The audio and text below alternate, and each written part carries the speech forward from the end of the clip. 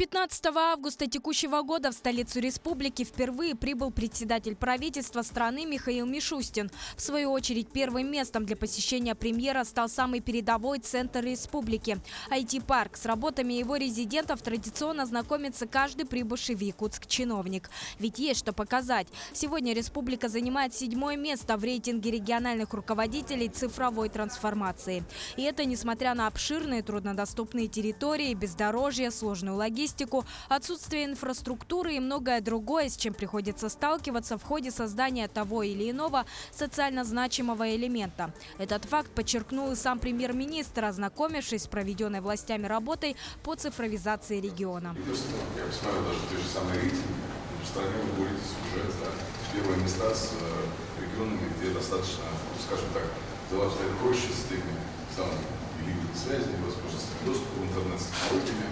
И это очень здорово, потому что вы таким образом лидируете. И лидируете не только в своем округе, но и в стране.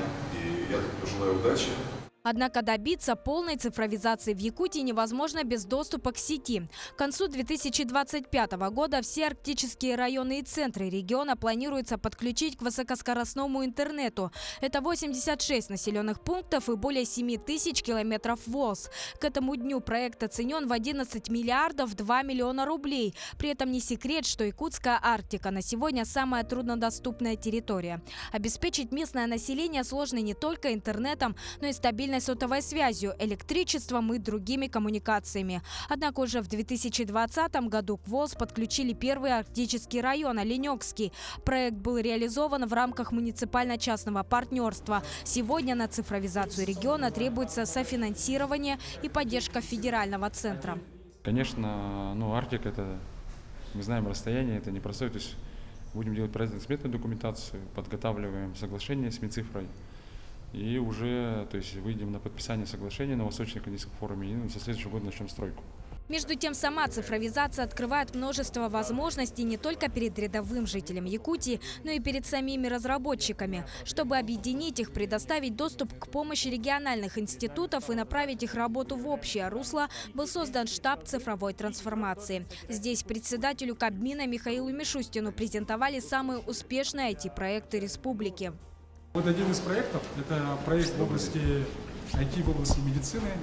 Они сделали искусственный интеллект. Первыми на очереди стали разработки в сфере здравоохранения. В 2021 году компания Сайберия начала разработку программного модуля для обработки КТ-исследований головного мозга. Система диагностики прошла апробацию в пилотном режиме в 16 медицинских учреждениях. Еще один проект успешно запущен уже в 23 медицинских учреждениях республики. Это система онлайн-диспансеризации населения и скрининга в сфере онкологии, кардиологии и офтальмологии. Всего в несколько кликов пользователь может выявить у себя наличие того или иного заболевания и получить направление к специалисту. Аналогов разработки на сегодняшний день не существует.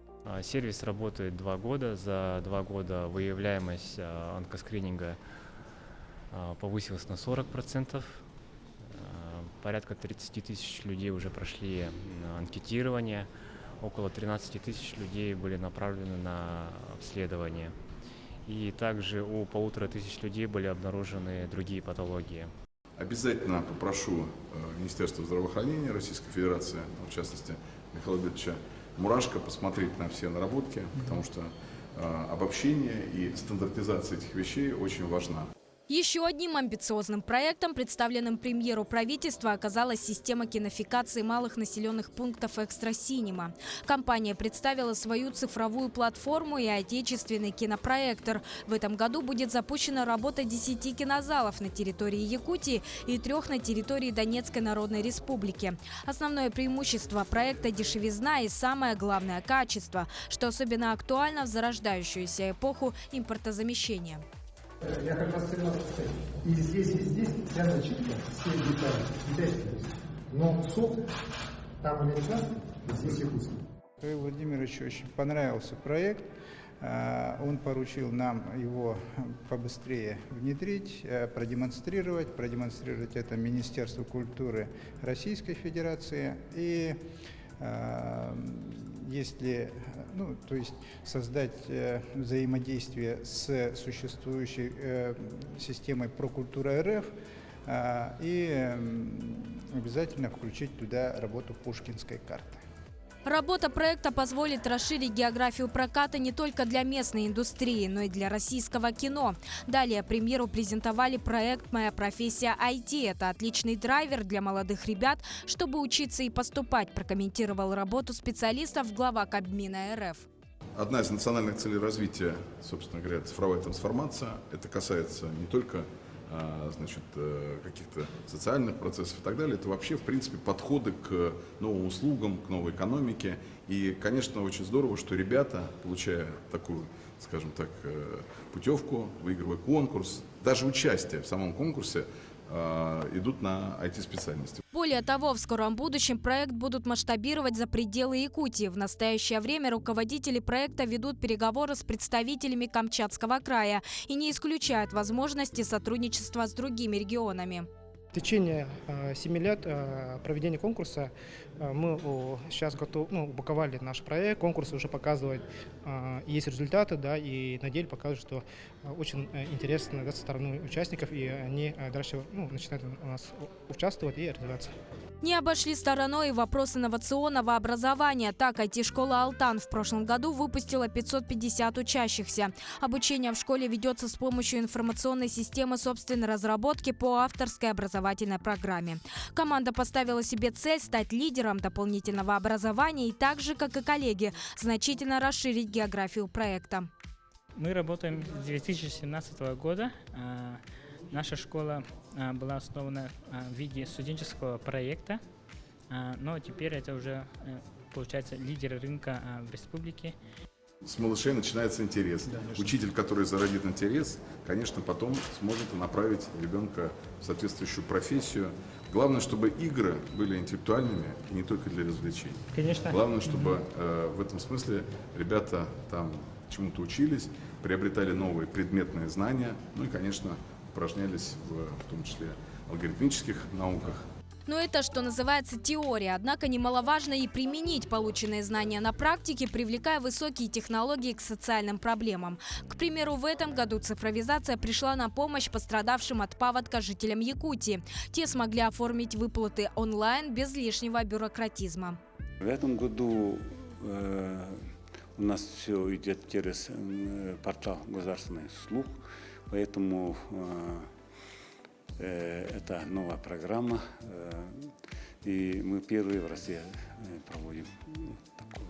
По итогам совещания Минприроды, Минфин и властей Дальневосточного федерального органа сформируют перечень приоритетных регионов для строительства защитных сооружений от паводка.